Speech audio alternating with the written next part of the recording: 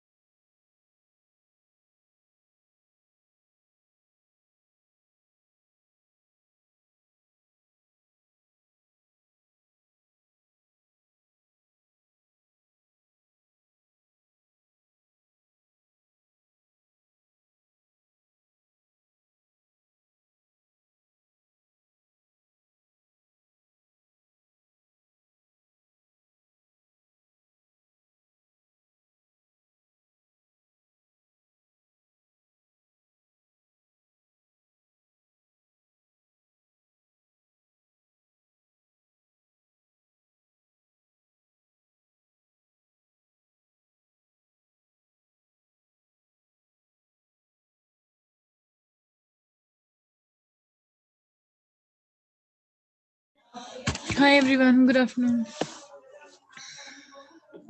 Just Good apply. afternoon. Check if any value is there.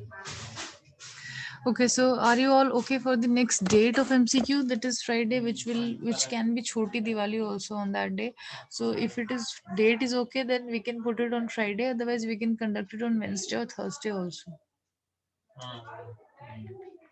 Whatever I in the color. Purple color. So if you can manage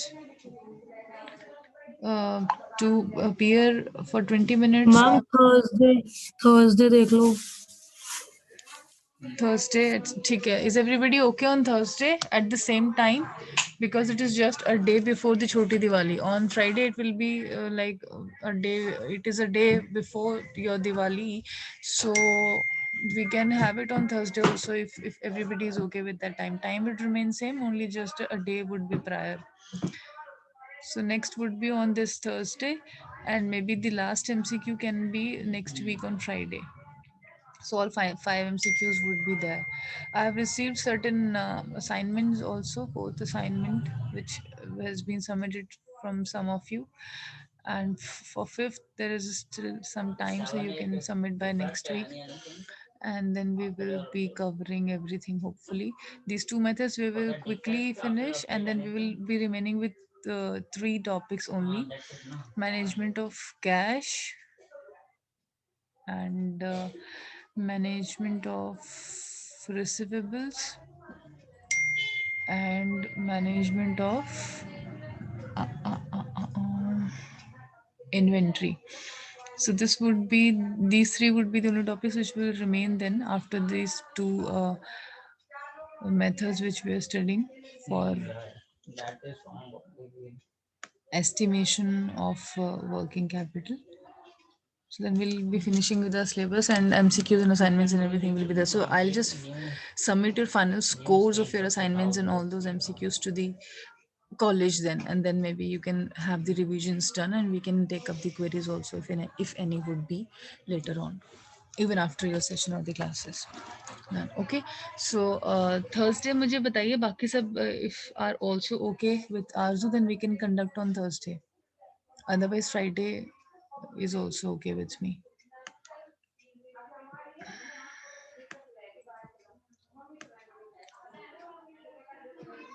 Can I expect a reply from others also?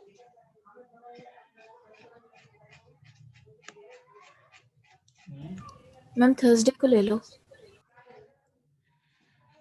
ठीक है, Thursday. So there are two people who are suggesting for Thursday, and since rest are not replying, so I'm assuming the rest everybody is also okay for Thursday. So the test would be on Thursday instead of Friday now.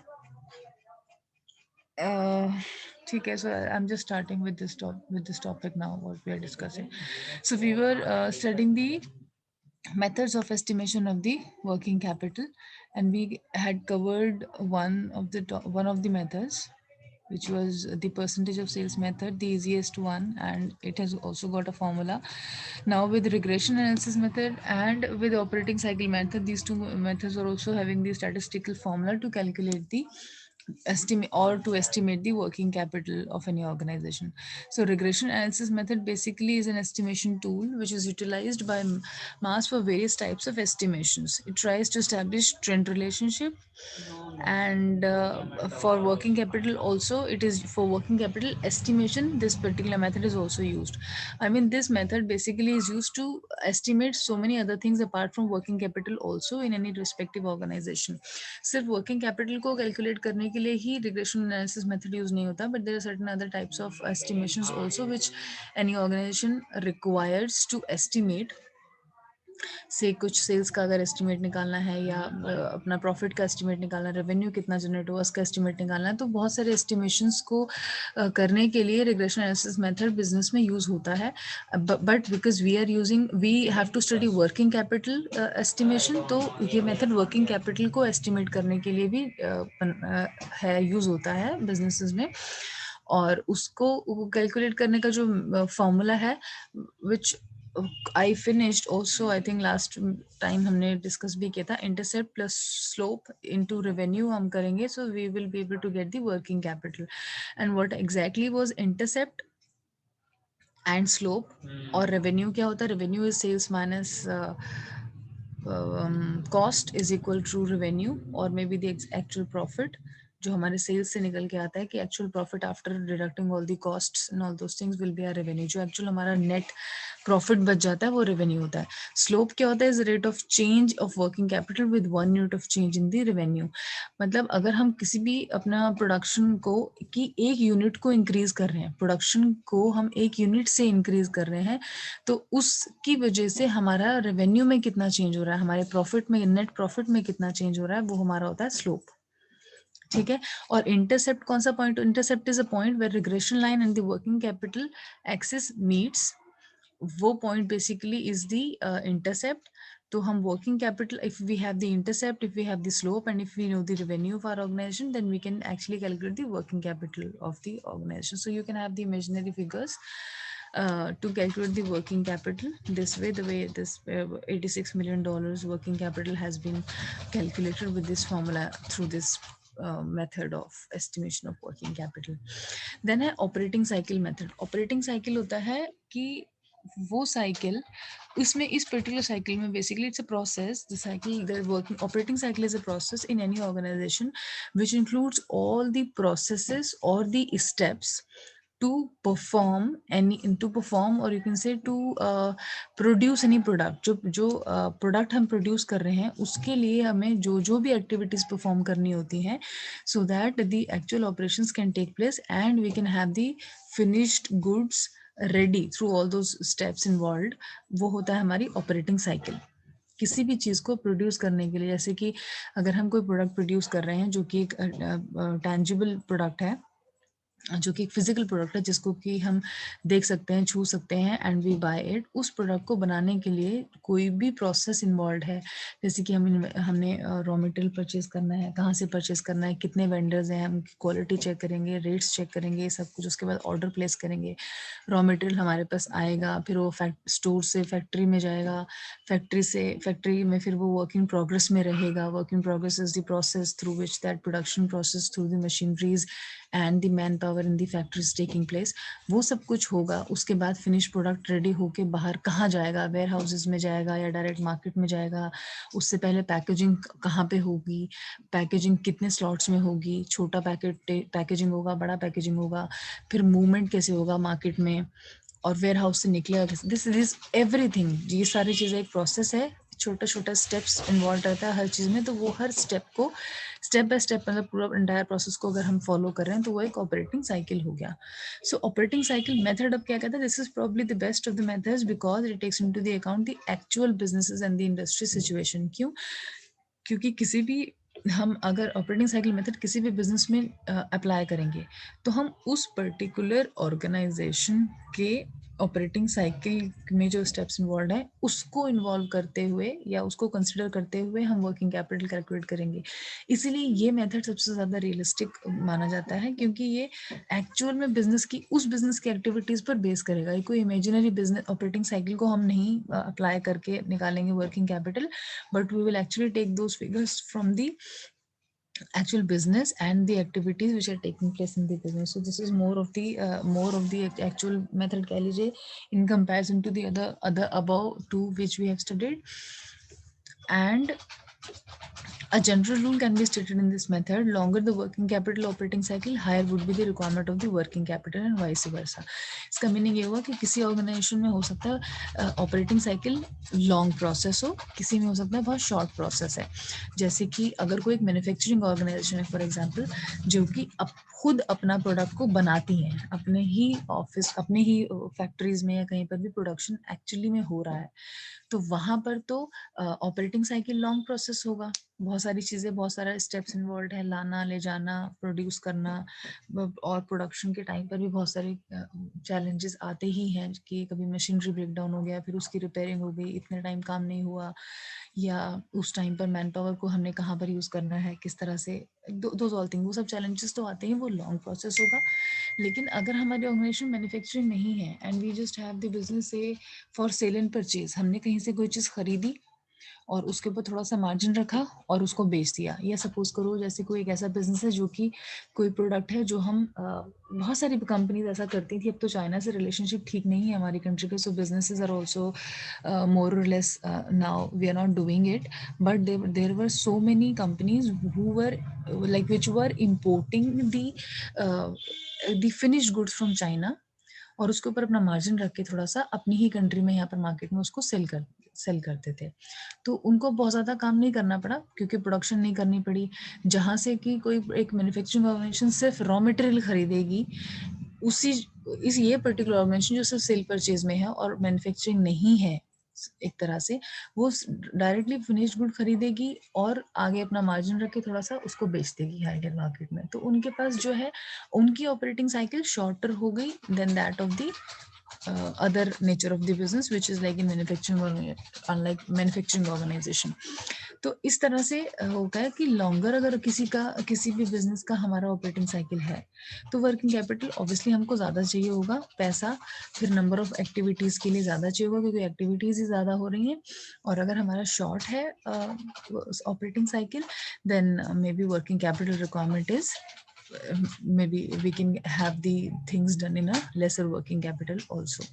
तो ये क्या कहता है working capital का form through operating cycle हम working capital कैसे निकाल सकते हैं? Cost of the goods sold को हम मल्टीप्लाई करेंगे number of days of operating cycle divided by 365 days हो गए एक साल में, और हम 365 से डिवाइड क्यों कर रहे हैं, किसको डिवाइड कर रहे हैं? Number of operating cycle days की। यानी कि अगर हम एक प्रोडक्ट को प्रोड्यूस करने के लिए 30 डेज लेते हैं या 40 डेज लेते हैं या 100 डेज लेते हैं, जो जितना भी टाइम लेते हैं उसको हम 365 से डिवाइड कर लेंगे, यानी कि वो प्रोपोर्शनेट आ गया कि एक साल में हम टोटल एक साल में इतने दिन होते हैं, उसमें से इतने दिन हमारे ऑलरेडी चले जाते हैं ऑपरेटिंग साइकिल में, यानी कि किसी भी चीज़ को प्रोड्यूस करने के लिए इतना हमें टाइम चाहिए। उसमें हम ऐड करेंगे अपना कैश एट बैंक या cash in hand. Just a minute, somebody's texting. Okay, so this is the formula to calculate the working capital. So the cost of goods sold estimation हम कुछ भी लगा सकते हैं, डॉलर्स में, रुपीस में, imaginary figure आप कुछ भी लेके 35 मिलियन 25 मिलियन 10 मिलियन या 10,000 10 lakhs, जो भी आप फिगर दिखाना चाहते हैं कि cost of goods sold suppose estimation हमने लगाया कि इतना हमारा इतने अमाउंट का हमारा जो है गुड जो हम प्रोड्यूस कर रहे हैं वो सेल होगा at this cost, और उसको हमने डिवाइड, सपोज हम अंडरस्टैंड कर रहे हैं कि हमारा ऑपरेटिंग साइकिल 75 डेज का है या 70 डेज का है, 20 डेज का है, 10 डेज का है, 100 डेज का है, वो आप इमेजिनरी कुछ भी डाल सकते हैं, बस बेसिक कैलकुलेशन देख लीजिएगा कि मैथमेटिक्स का वो ठीक हो।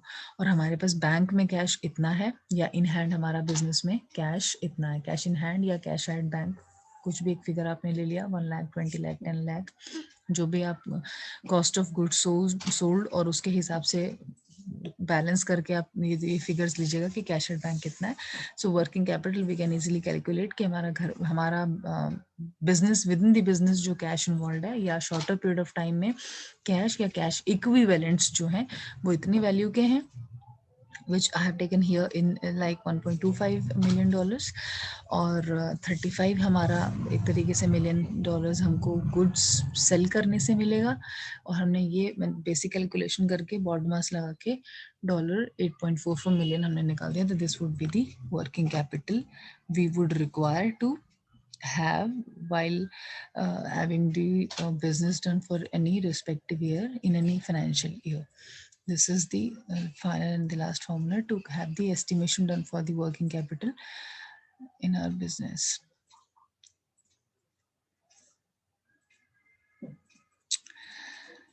Now I'm going to share another topics.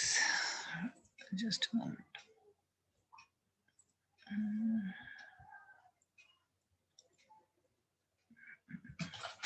Management of cash पे आ जाते हैं अब हम. किसी भी ऑर्गेनाइजेशन में कैश है या जो भी उस ऑर्गेनाइजेशन का फंड है, कैश इन द सेंस कि जो शॉर्ट टर्म में हमारे पास या तो अभी पड़ा ही हुआ है in the form of cash, या विद इन अ ईयर और लेस देन अ ईयर, या within the same financial year it is going to be converted into cash. दोनों चीज़ों को हम कैश समझेंगे. कैश एंड कैश इक्विवेलेंट्स को अगर हम मैनेज कर रहे हैं तो वो कैश मैनेजमेंट में आएगा. सो कैश मैनेजमेंट बेसिकली जैसा कि नेम सजेस्ट करता है, it is derived from two words which is cash. Cash means the either the liquid cash, the money, or which is going to be converted into cash within less than a year's time or in the same financial year are called cash equivalents. इनका management करना, proper management करना. Management में include it's collection, handling, control, investment, कि मतलब कहाँ से हम पहले कलेक्ट करेंगे, आ जाएगा, आने के बाद हैंडल कैसे करेंगे, कंट्रोल कैसे करेंगे, एक्स्ट्रा तो कहीं नहीं जा रहा है, इन्वेस्टमेंट जहाँ हम कर रहे हैं वो ठीक हो रहा है कि नहीं हो रहा है, प्रॉफिटेबल होगा कि नहीं होगा फ्यूचर में, फ्यूचर को एनालिसिस करना, पास्ट को एनालिसिस करना, सब कुछ करना, ये सब इन्वॉल्व रहता है मैनेजमेंट में. और हम क्योंकि कैश मैनेजमेंट पढ़ रहे हैं तो हम अभी कैश के बारे में ही सोच के हमारा एक्टिविटी जो भी which is related to the management of cash will come under this topic, which is again a prime responsibility of the financial manager of any organization, कि उसको कैश मैनेज करना आना चाहिए. मैनेजमेंट का मतलब सिर्फ ये नहीं है कि वो यही देखे कि स्पेंड कहाँ करना है. स्पेंड करने से ज़्यादा इम्पोर्टेंट ये है कि जहाँ पर स्पेंड करना है, जिस टाइम पर, जहाँ पर जितना कैश हमको चाहिए वो हमारे पास अवेलेबल भी हो. तो पहला पॉइंट तो कलेक्शन ही है इसमें. Cash management refers to the collection. whenever, at what date, at what time in the business, whatever number, whatever quantity you can say, or the value of the cash or the money is required, should be there within the business. ऐसा नहीं है कि हमारे पास अगर credit में market में पैसा पड़ा है 1 करोड़ रुपए का, बाहर से हमें पैसा मंगवाना है और आज हमें उसमें से 10 लाख रुपए की ज़रूरत है, तो आज अगर हमारे पास 10 लाख रुपीज़ नहीं है बिजनेस में, तो it is the failure of the financial manager कि जब हमें जितना कैश चाहिए उतना तब तुम अरेंज नहीं कर पा रहे हो. मार्केट से में चाहे 1 करोड़ ही पड़ा हुआ है क्रेडिट पे और आना है, मे भी शायद कल के कल आ जाए 50 lakhs, मगर 50 lakhs की कल ज़रूरत अगर नहीं है और आज अगर हमें 10 lakhs की जरूरत है and we are unable to produce it to the business, then it is a failure somehow, and then it means that the cash management by the financial manager is not taking place in the right manner, the way it should be taking place. So cash management refers to the collection, कहाँ से होगा उसको बाद में handle करना, control करना, investment करना of the organisational cash या फिर कैश इक्विवेलेंट्स. इक्विवेलेंट्स वो सब चीज़ें होगी जो कि करंट एसेट्स हो जाते हैं. Basically current assets are those assets which are going to be converted into cash in a shorter period of time. जैसे कि हमारे डेटर्स हो जाते हैं, या कहीं हमने शॉर्ट टर्म कुछ इन्वेस्टमेंट किया था 2-4 महीने के लिए, उसके वो पैसा हमें बाद में मिल जाएगा विद सम प्रॉफिट, तो उनको भी हम कैश इक्विवेलेंट्स कहेंगे. To ensure optimum utilization of the firm's liquid resources. जो भी लिक्विड रिसोर्सेज का मतलब, लिक्विड सबसे इम्पोर्टेंट लिक्विड रिसोर्स तो कैश ही है, और इक्विवेलेंट्स उसके हो जाते हैं जो कि थोड़ा टाइम लेंगे may be very shorter period of time, but they will also be converted into cash. Money is the lifeline of any business. पैसे के बिना हम कुछ भी नहीं कर सकते. पैसे के बिना, money, without money we cannot even, एक स्टार्टअप भी है तो उसको बेसिक रिक्वायरमेंट कुछ तो चाहिए ही होता है to start a business. So money is the lifeline of the business. If the person has no money, we cannot even think to start a business. We cannot even think to do anything. क्योंकि business में जैसे हमने business start किया, आज किया, कल किया, whatever day we are establishing a business और a company, people who will be involved in the business, उनकी सैलरीज बनना तभी डे से स्टार्ट होगी. We will have to earn at least for their salaries. We will have to earn at least जो basic expense होगा business का, कि जहाँ पर एम्प्लॉयज बैठ के काम कर रहे हैं, वहाँ का रेंट होगा, वहाँ का लाइटनिंग होगा, वहाँ का बहुत सारे अलग अलग एक्सपेंसेस हैं बिल्स में जो जाएंगे, या एटलीस्ट उनकी सैलरीज वेजेस तो जाएंगी, कुछ और भी नहीं होगा. पेपर, मैम आपकी स्क्रीन शेयर नहीं हो रही. सॉरी मैम आपकी स्क्रीन शेयर नहीं हो रही. I am really sorry, just a moment, I thought it is there. Is it visible now? Yes ma'am. So basically cash management is referring to the collection, handling, control and investment of the organizational cash and cash equivalents to ensure that the optimum utilization of the firm's liquid resources are there. ठीक है, money is the lifeline. हम इस point पर थे, money is the lifeline of the business, क्योंकि without money we really can not even think to start a business और anything. So cash management is very important. Management जब हमने बोला cash का, तो जहाँ से प्रोक्योर करना है कैश, वो भी इसमें ही आ जाता है कि हम कैश को लेकर कहाँ से आएंगे, जो कि रिक्वायर्ड है शॉर्ट टर्म में या लॉन्ग टर्म में. तो जो हमें रिक्वायरमेंट होती है वो हम ऑलरेडी स्टडी कर चुके हैं. लॉन्ग टर्म की बात हम अभी हम यहाँ पर नहीं करें, क्योंकि ये जो चीज़ें हम अभी टॉपिक्स पढ़ रहे हैं मॉड्यूल 4 में, ये सब शॉर्ट टर्म की बात हो रही है. वर्किंग कैपिटल के बाद के जो भी टॉपिक्स हैं सारे, we are assuming that these are all short term की चीज़ें जो हम पढ़ रहे हैं. सो कैश मैनेजमेंट जब हम पढ़ रहे हैं, it is also a short term thing and not for the 10 years और 5 ईयर्स का प्लान नहीं कर रहे हैं. वर्किंग कैपिटल फोर्थ जो मॉड्यूल है हमारा, उसमें जो भी कुछ टॉपिक्स हैं, this particular topic is also part of that unit. तो हम शॉर्ट टर्म में बात कर रहे हैं. शॉर्ट टर्म मतलब with in less than period of time, या 1 साल की बात करते हैं हम, मैक्सिमम 2 साल जाता है, नेक्स्ट फाइनेंशियल ईयर भी अगर हम कवर करें. सो कैश मैनेजमेंट में प्रोक्योर कहाँ से करना है, कितना कैश आने वाला है, कहाँ से डेटर्स के थ्रू आएगा, या किसी कोई एक हमारा छोटा सा इन्वेस्टमेंट मैच्योर हो रहा है, या कुछ भी हो रहा है जहाँ से भी कैश हमें वापस बिजनेस में आने वाला है, वो जब हमें चाहिए जितना अमाउंट ऑफ कैश, अगर हम वो ले पा रहे हैं, तो that is our basically right management of the cash in the beginning of the financial year also, that we are able to start or collection is done in the right manner. Sorry for the disturbance, wait a moment.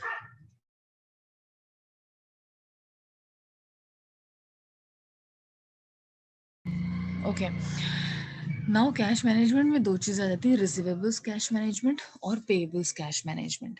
Cash management का मतलब सिर्फ यही नहीं है कि हमारा जहाँ से पैसा आना है हमें सिर्फ वही लेना है टाइम पे, but it also involves the payable things, जिनका पैसा हमें देना है उनका भी हम टाइम पर दे पाए. That is also the management, the right management और पार्ट ऑफ कैश मैनेजमेंट. ठीक है, जो हमारे पास करंट एसेट्स होते हैं, लाइक डेटर्स हमने माना अपने बैलेंस शीट में होते हैं, वो लोग जिनसे हमें अपना पैसा लेना है. But at the same time current liabilities हमारे बैलेंस शीट में क्रेडिटर्स भी होते हैं जिनका पैसा हमें देना है. Creditors are basically are liability and it is are assets, जो हमें शॉर्ट टर्म में मिलने वाला है पैसा. But cash management involves both the things, receivables and payables. तो जिनका क्रेडिटर्स का पैसा हमने देना है वो भी हमें मैनेज करना है अपने ही बिजनेस से, that whatever given timeline और the committed time we have given to the creditors के हम इस टाइम में या इस डेट में, या हमारा ये पेबल के टर्म्स होती हैं कुछ भी ऐसा through contracts, company sign certain contracts with certain vendors और सर्टेन पीपल जिनके साथ बिजनेस करें कि हम आपको इतना पैसा इस टाइम में देंगे, या 30 डेज़ के बाद देंगे, या 60 डेज़ का हमारा टाइम पीरियड होता है, जो भी हमारी पेमेंट साइकिल है. तो वो पेबल्स कैश मैनेजमेंट हो गया, और जो रिसीवेबल्स हो गया जहाँ से हमें रिसीव होना है कैश या पैसा बिजनेस में, वो हो गया receivables cash management. Any amount which the company has earned however not yet received, यानी कि कोई पैसा जो हमने अर्न कर लिया एज अ बिजनेस, हमने अर्न कर लिया है, कमा तो लिया है, बट हमें अभी तक रिसीव नहीं हुआ, आने वाला है. में भी हमने जैसे सपोज हमने अपना प्रोडक्ट रिलीज कर दिया, जैसे होता है ना कोई आजकल ऑनलाइन ई कॉमर्स में क्या होता है कि कंपनीज कस्टमर ने ऑर्डर प्लेस कर दिया, कैश ऑन डिलीवरी कर दिया, तो 1 या 2 दिन उस काम को, पूरे प्रोसेस को होने में लग जाते हैं. सो बेसिकली जो ऑर्डर प्लेस हो गया, सपोज 20,000 का कोई एक ऑर्डर प्लेस किया किसी कस्टमर ने, तो हमने वो 20,000 एक तरह से we assume that we have earned that money. हमने अर्न तो कर लिया बट वो मनी हमें रिसीव नहीं हुआ, तो वो हमारा एक्चुअल में तो मनी हमने कंसिडर कर लिया, इनवॉइस बन गया, सब कुछ हो गया. It's just that money has not received to us and that our product is also not received by the customer. It is under process but we have earn that money. तो वो हो गया रिसीवेबल्स कैश मैनेजमेंट, कि हमने वो पैसा जो हमने अर्न तो कर लिया लेकिन अभी तक हमें मिला नहीं है और वो एक तरह से आउटस्टैंडिंग है और वो एक्सपेक्टेड है कि हमें जल्दी से इन फ्यूचर मिलने वाला है, and it is also expected to be received in future. Maybe the moment we will deliver the product to the customer, he will be paying us in cash. जो COD हम option आजकल बहुत ज़्यादा use भी करते हैं, cash on delivery on or online options, those are all called receivables. तो business में वो सारी चीज़ें कहाँ पर फैक्टर करता है बिजनेस? अपने रिसीवेबल्स में. बिल्स रिसीवेबल्स भी इनको हम बोलते हैं, BR जिनको बोलते हैं, वो सारी चीज़ें, वो बिल्स जो रिसीवेबल्स हैं हमको रिसीव होने वाले in a shorter period of time in future, और हमारी इनकम वो ऑलमोस्ट हो चुकी है, but we do not put it as our actual income और revenue in our balance sheet और बुक्स, जब तक कि वो पैसा हमारे पास आ नहीं जाता and the product is actually considered that it is sold, it is accepted by the customer. ठीक है, we consider all those things also, जिसमें कि एक रिटर्न का भी प्रोसेस है. अगर एक रिटर्न का टाइम है कि 7 days के अंदर वी कैन रिप्लेस और रिटर्न और व्हाटएवर रिटर्न दे रहे हैं, तो तब तो हमें उसको अज्यूम करना है कि it is still not earned until the 7 days are gone. 7 days चले गए तब हम अज्यूम करेंगे अच्छा ठीक है, अब कस्टमर ने 7 days में प्लेस नहीं करा रिक्वेस्ट रिटर्न का या रिप्लेस का या whatever, तो हम उसको assume कर दें then that the product is now completely sold and the income we have received is completely earned and it is now the revenue for us. So it depends कि हम क्या बेच रहे हैं और किस फॉर्म में बेच रहे हैं. कई बार ऐसा होता है कि ऑनलाइन नहीं हम कुछ बेच रहे हैं, the business is offline, outlets में बिक रहा है, वहाँ पर कुछ नो रिप्लेसमेंट नो रिटर्न का पॉलिसी है, तो जैसे ही पैसा आ गया, प्रोडक्ट गया, it is considered as sold. हमारे पास पैसा आ गया and this is the revenue we are considering, और this is we considering that we have received the cash. Now we will see कि हाउ हमने कलेक्ट कर लिया.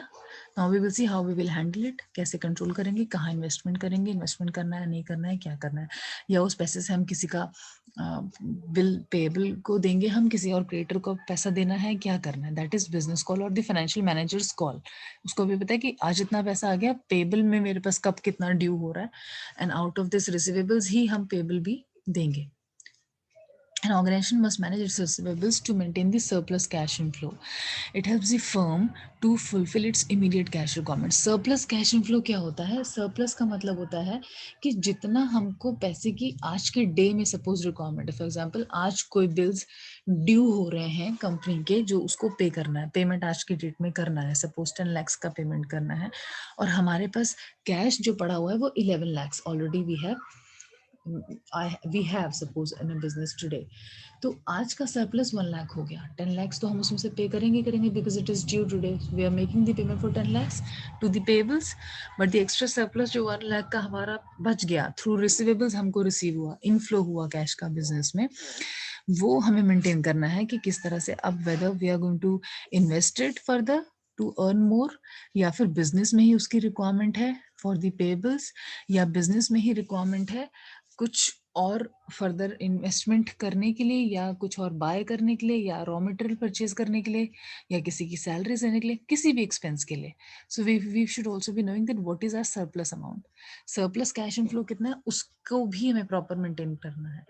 एंड सरप्लस है भी या नहीं है, डेफिशिट तो नहीं है, हमें चाहिए आज पेमेंट करने के लिए 10 lakhs and we only have 9 lakhs, then obviously we are at deficit for 1 lakh and we should be arranging it maybe from somewhere else can be कि हम रिसीवेबल्स जहाँ से हमें लेना है हम उनको रिक्वेस्ट करेंगे शायद हमें पहले मिल जाए, या टाइम से पहले अगर हमें मिल पा रहा है, so that we can make the payables. these all things are the cash management basically. यहाँ से पैसा लेना, वहाँ से देना, विद इन टाइम देना, या पेबल जिसको करना है उसी को हमने एग्री करा लिया that today we are because we are deficit at fund और व्हाटएवर एट फॉर कैश और something, so can we make the payment a day later. अब वो डे लेटर में कुछ अपना इंटरेस्ट तो नहीं लगाएगा कंपनी को, वो लॉस तो नहीं हो रहा है. ये सारी चीज़ों का काम फाइनेंशियल मैनेजर का है, सब कुछ देखना. and at the same time he should be taking a control of these things, that the company is not losing money anywhere, कि पैसा कहीं जाए, ऐसा नहीं कि उसको आज पेमेंट करना था और वो नहीं कर रहा है, उसकी वजह से अगर कल परसों में एक्स्ट्रा पेमेंट कुछ उसको करना पड़ रहा है, then obviously it is a failure of the financial manager, और ये लॉस कहाँ पर जाएगा, बिजनेस को ही लॉस होगा. So then financial manager basically is very trustworthy person. पहली चीज तो कि उसका बहुत ज्यादा उसके ऊपर ट्रस्ट फेथ होना चाहिए ऑर्गेनाइजेशन को, और वो इस लायक होना भी चाहिए कि वे उस पर करे भी organization, so that we, because each and every activity के अंदर इन्वॉल्व होके ना तो उसका कोई एक सीनियर देख सकता है. If the person is suppose director of finance का काम यही है, वो छोटी मोटी चीजें नहीं करता, वो ट्रांजेक्शन्स में इन्वॉल्व नहीं होता, team is there for that, but his role is to sit and check that these losses are not taking place while being there in the organization. उसका काम यही है कि हर चीज जिस डेट में जैसे जैसे जब ड्यू हो रही है वो हम टाइम पर पे कर रहे हैं, और जहां जहां से जितना पैसा हमें आना है वो हमें टाइम पर तो आ ही रहा है, या टाइम से पहले अगर हम मंगवा पा रहे हैं तो ये उसका एक तरीके से एक्सपर्टीज है, या it is his good job through a financial manager or the director of finance, or whoever is the highest authority in the financial management in any organization. ठीक है, तो कैश मैनेजमेंट में दो इंपॉर्टेंट पॉइंट आएंगे, receivables cash management, दूसरा हो गया payables cash management. Payables refer to the payment which is unpaid, मतलब कि हमने एक्सपेंस तो कर दिया है. पेबल्स कैश पेबल्स वो होते हैं कि हमने एक्सपेंस कर दिया लेकिन हमने अभी पैसा दिया नहीं है, हमें देना है. फॉर श्योर हमारा एक्सपेंस तो हो चुका है, जैसे कि हमने कोई चीज खरीद ली, हमें ऑर्गेनाइजेशन में चाहिए थी, हमने कोई चीज क्रेडिट पर खरीद लिया कुछ भी, तो वो हो गया कि हमने एक्सपेंस कर दिया, खर्चा कंपनी का हो चुका है. इज जस्ट दैट पैसे आज की जगह कल या परसों या मे बी 30 डेज का अगर हमारा क्रेडिट पीरियड है तो उसमें हमें जाएंगे, but we should be assuming that yes this expense has been done. जैसे कि हमने ऊपर पढ़ा था कि the income we have earned it but we have not received it. So here in the payables we have spent it but we have not paid it, unpaid एक तरीके से ऑर्गेनाइजेशन, ठीक है, and we are liable to pay it shortly in a shorter period of time as per the terms of the payment or something like that. Organization should plan its cash outflow in such a manner that it can acquire an extended credit period from the creditors. Outflow इस तरह से होना चाहिए, अगर हम ऐसा कर पा रहे हैं तो ये हमारा एक अच्छा पॉइंट है फाइनेंशियल मैनेजर का, कि जितना भी कैश आउटफ्लो हम कर रहे हैं, कैश आउटफ्लो का मतलब जिसका भी पैसा हमें देना है, एक्सपेंसेस जो हम कर चुके हैं, या क्रेडिट पीरियड हम जितना ज़्यादा बढ़वा सकते हैं अपने ऑर्गेनाइजेशन का किसी को भी देने के लिए, चाहे वेंडर्स हैं जिनसे हम रॉ मटेरियल खरीदते हैं या जिनसे भी हम अपना बिजनेस करते हैं किसी भी मैनर में, उनसे हम जितना ज़्यादा अपना आउटफ्लो का पैसा एक्सटेंड करा सकते हैं, टाइम पीरियड या क्रेडिट पीरियड एक्सटेंड करा सकते हैं, तो ये हमारी एक्सपर्टीज़ है. हम जितना लॉन्गर हमारा क्रेडिट पीरियड हो क्रेडिटर्स को देने के लिए, उतना ज़्यादा बिजनेस में हमें उनको पेमेंट लेट करना पड़ेगा और हमारा पैसा हमारे पास रहेगा. तो मे बी एटलीस्ट कुछ भी नहीं होगा तो हम इंटरेस्ट ही अर्न करेंगे एटलीस्ट उस पैसे पे, if you are putting that money in bank और anything like that. So payables हो गया. This helps the firm to retain its cash resources for a longer duration to meet its shorter requirements, shorter term requirements. जैसे कि अगर हमें किसी को payment आज करना है और अगर हमने उससे कॉन्ट्रैक्ट साइन कर लिया वेंडर से, और अपना सपोज क्रेडिट पीरियड 30 डेज है हमारा, कि हमने कुछ भी चीज़ उठाई अगर उससे खरीदी है, maybe we have purchase something, तो हम उसको 30 डेज में सपोज पैसा विद इन 30 डेज देना है. तो आज 9th है, 9th को हमने कुछ उससे बाय किया और नेक्स्ट 9th से पहले हमको उसको पैसा देना है. तो अगर उस 30 डेज के ड्यूरेशन को हम 60 डेज करवा लेते हैं, कॉन्ट्रैक्ट में ही साइन करवा के अपना टर्म्स कंडीशन रिवाइज कर लिया, पेमेंट टर्म्स की, नाउ द पेमेंट साइकिल जो है वो 60 डेज का होगा, 90 डेज का होगा या 90 डेज का करवा लिया, तो ये और ज़्यादा बेटर होता है हमारे लिए कि अब हमारे पास हमारा ही पैसा फॉर अ लॉन्गर ड्यूरेशन हमारे पास रह सकेगा, और उससे हम क्या करेंगे, अपने शॉर्ट टर्म रिक्वायरमेंट्स को पूरा कर लेंगे. एट टाइम्स ऐसा होता है कि कुछ सडन एक्सपेंसेस आ जाते हैं जो हमें नहीं होते उसके लिए ready. For example, business is going on, office is going on, everybody is working, every department is working smoothly and everything is going on right, but all of a sudden कुछ suppose कहीं का कुछ AC खराब हो गया, या कुछ एक ऐसा एडमिनिस्ट्रेशन डिपार्टमेंट पे कुछ ऐसा फेलियर हो गया जो कि हमने सोचा नहीं था कि एक्सपेंस होगा. Now the company has to buy से 2, 3 और 5 ACs ऑल टुगेदर, या नहीं भी बाय करने हैं तो उसकी सर्विस या रिपेयर कॉस्ट इतना ज़्यादा, all of a sudden it is a sudden expense, जो कि हम कहाँ से निकालेंगे, हम निकालेंगे तो बिजनेस के ही अपनी ही कैश से जो है हमारे पास, उसी को मैनेज करके. And this is what cash management is. तो वो सारा जितना हम लॉन्गर ड्यूरेशन अपना रख पाते हैं क्रेडिटर्स से पेमेंट का, उतना हमारे लिए अच्छा है कि अपने सडन एक्सपेंसेस या शॉर्ट टर्म रिक्वायरमेंट्स एक्सपेंसेस को मीट कर सकते हैं। ठीक है, द ऑर्गेनाइजेशन कैन एक्सपेक्ट, और या फिर organization can also invest this cash in a profitable opportunity. Profitable opportunity कैसे होगा कि 1 महीने की जगह 3 मंथ्स का हमारा हो गया क्रेडिट पीरियड, तो एटलीस्ट हम उस पैसे पर 2 महीने का इंटरेस्ट तो बिजनेस को देंगे, लाइक वो एक तरीके से प्रॉफिटेबल हमारे लिए होगा। 5 मिनट्स बचे, let me just click your attendance first, उसके बाद मैं कंटिन्यू करती हूँ।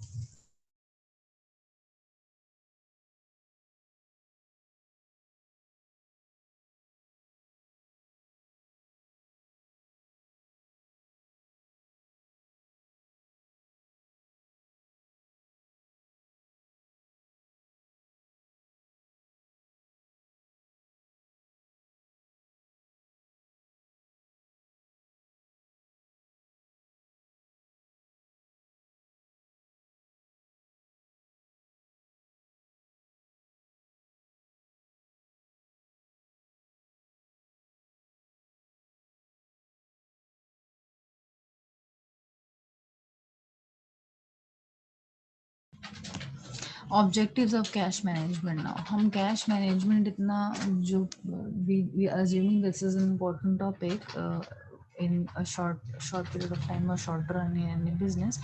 तो इसका ऑब्जेक्टिव क्या है, हम क्यों पढ़ रहे हैं कैश मैनेजमेंट, इससे हमें क्या मिलेगा या इसकी क्या ज़रूरत है ऑर्गेनाइजेशन में। कैश मैनेजमेंट की ज़रूरत ही क्या है, जहाँ से भी कैश आ रहा है आ जाए, जहाँ से भी जाना है चले जाए।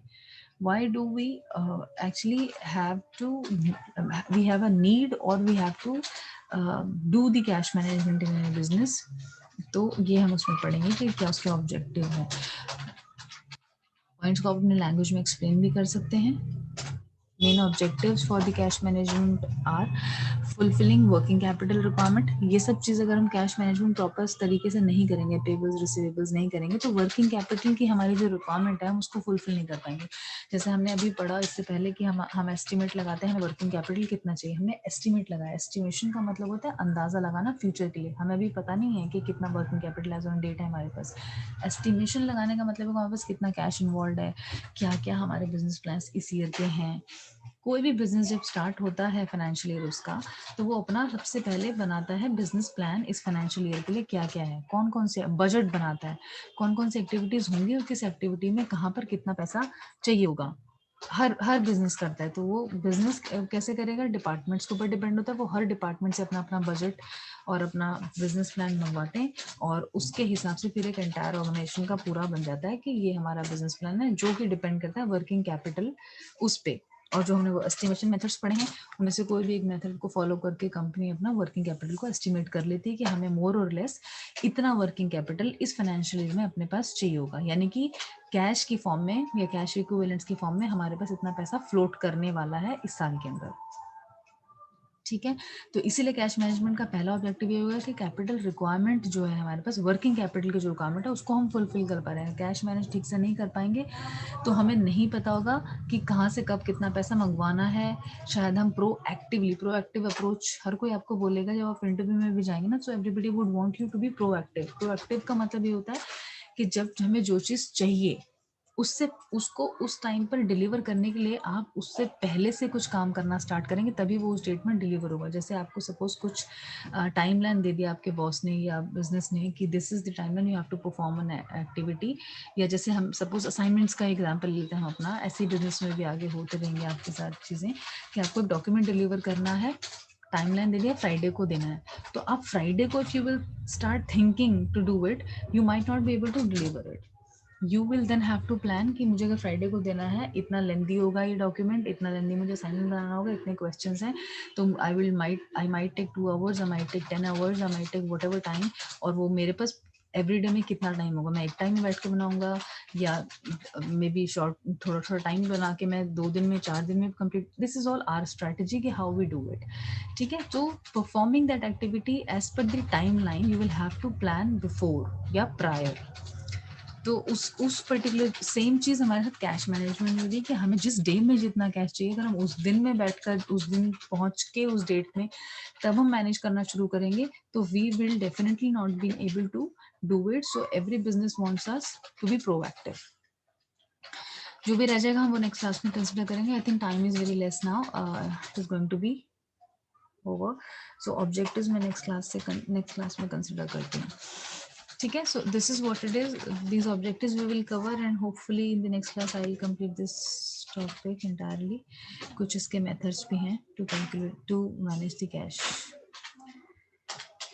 जैसे मैंने आपको सारा सिलेबस वैसे शेयर कर दिए, नोट्स ये वाले भी कर दिए जो कवर नहीं करा है हमने अभी, वो भी मैंने आपको शेयर कर दिए ग्रुप में, notes and everything. So I think you have everything now. You can proceed with your assignments if you want. Thank you for your time, everyone. I will just connect tomorrow further for the objectives of cash management. Okay, bye. Good day.